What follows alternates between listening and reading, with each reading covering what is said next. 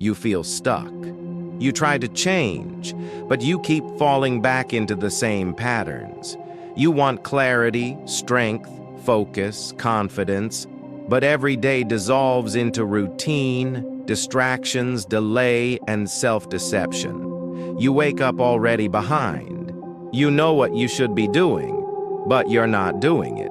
You read, you watch, you get inspired, but the action falls apart. But here's what matters. All of this can change. Everything that holds you back can be reprogrammed. Through the principles of Stoicism, science, and honest, grounded self-transformation, not hacks, not magic, but real work, change is possible. This video isn't about motivation. It's about how change actually works. And if you're ready to go deep, if you're willing to walk through resistance, you will feel the shift. Let's begin. Principle 1. Let go of naive thinking. If you believe you can truly change in a week, it's time to wake up. This isn't negativity. This is reality. We live in a culture addicted to instant gratification, quick fixes, and false promises. 7 steps to success. 21 days to a new you. But none of that reflects how actual transformation works. The brain is a system trained by repetition. It moves, reacts, and decides based on deeply rooted behavioral patterns. These patterns weren't created yesterday. They were formed through years of repetition. That's why problems like fear, procrastination, insecurity, or self-deception feel almost unshakable. The brain chooses the familiar, even when it's slowly killing you. You may hate the life you're living, but your mind clings to it because it's predictable. And to your survival-oriented brain, predictability feels safer than the unknown. What you're really fighting against isn't laziness. It's a deeply embedded neural structure that reacts automatically ahead of your conscious awareness. That's why change is never as simple as just decide and do. You're up against a machine that defaults to survival, not growth. If you want real change, understand this. New behavior doesn't grow in the soil of old thinking. It won't integrate unless you first disrupt who you were. Transformation is not about motivation. It's about repeated contradiction of the old version of yourself until it dies. And the moments when it feels like nothing is happening, those are the most important. That's when you're wrestling not with the world, but with the parts of you that were built to resist change. You can't beat that in 7 days. Principle 2. You are a biological system, but you can reprogram it. Here's a difficult truth. You are not in control of yourself in the way you imagine. Your conscious mind isn't a throne from which you command your actions. It's an observer. Most of your decisions, impulses, and responses are triggered before you even realize it. And then your mind comes in to justify them as if you were in control the whole time. Human beings don't actually have free will, at least not in the way we're taught. What we call choice is often the end result of a chain of automated processes, instincts, memories, chemical feedback, environmental stimuli. We are systems reacting to input. But here's the power in that realization. Systems can be influenced, and the human system uniquely can change itself through experience, repetition, and pressure. That ability is called neuroplasticity. It means you can physically reshape your brain through consistent new input. You don't rewire yourself through thought alone. You recondition yourself through behavior. It's not about affirmations. It's about confrontation. You train your system through direct exposure, physical action, and repetition in the face of resistance. That's how a new internal architecture takes form. New thought patterns arise only from new experience. You don't carry yourself into a new self through simple reflection. It's action that leads, not thinking. You have to step into the fire of what's unfamiliar and let it burn away the automatic loops that held you in place. Break the cycle. Break your default response. If you always run, confront. If you always shut down, speak. If you always scroll, stand up. It will feel awkward. It will feel unnatural. And that's exactly why it works. Real change is not comfort.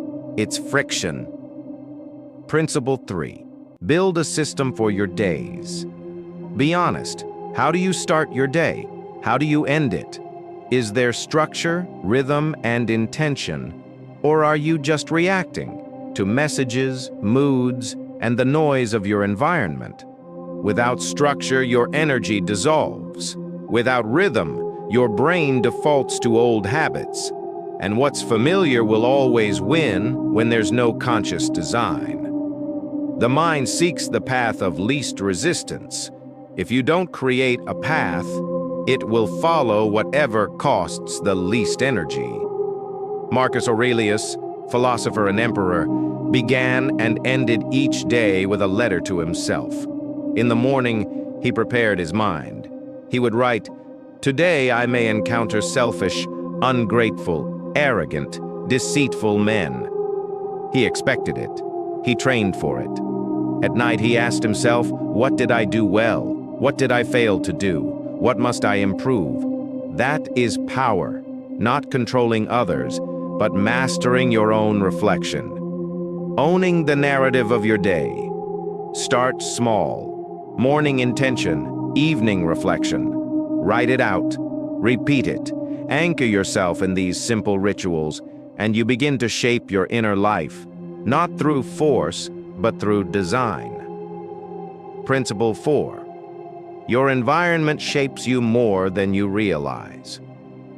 Most people think environment means their apartment or the friends they hang out with. But your true environment is everything you regularly absorb, the words you read, the images you see, the sounds you hear. That's the real architecture of your mind. Every day, you are either building yourself or being slowly dismantled. Posts, clips, memes, comments, distractions, drama. It doesn't matter whether they're harmless. What matters is what they train your attention to become. Cut ruthlessly, unfollow, mute, leave, say no. At first, it may feel lonely, even frightening.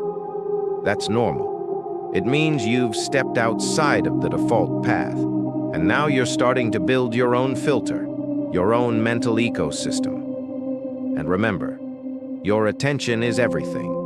Where it goes, your energy goes. Where your focus lives, your identity forms.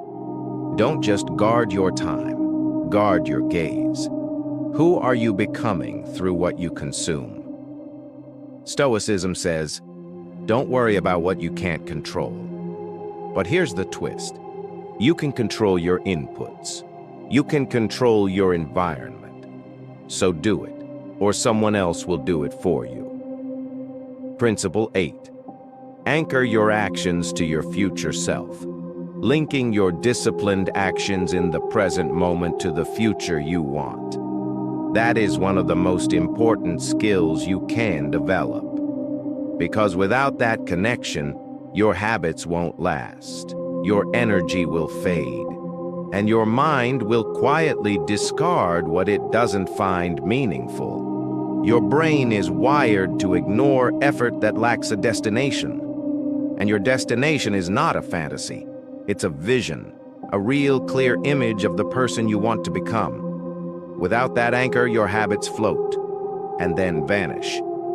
Visualize your life in 5 years. Who are you? How do you speak? Where do you live? What problems are behind you? And what responsibilities have you grown into? Now ask yourself with full honesty, are the actions I'm taking today leading me there? If the answer is no, that's not shame. That's your opportunity. That's your chance to close the gap between what you want and how you live. And that gap shrinks only through action, through choices, through the small things you do every day. There is no final goal. That's the illusion. The real aim is to live with fire in your eyes every day, doing the things that matter to you, growing through challenge, and facing discomfort not as punishment, but as proof that you're alive and becoming. Everything you've just heard, it's not theory. It's a toolkit, a map. These are principles that will work, but only if you begin to live them. Don't wait for the perfect moment. Don't wait for fear to vanish. Don't wait for the right mood. Start with one action and repeat again and again until it becomes part of you. You don't have to become someone great, but you do owe it to yourself to become the strongest version of who you already are. And even just understanding this, truly understanding it, is already a massive step. If you've made it this far, you've already started. Do what must be done. Let what happens, happen.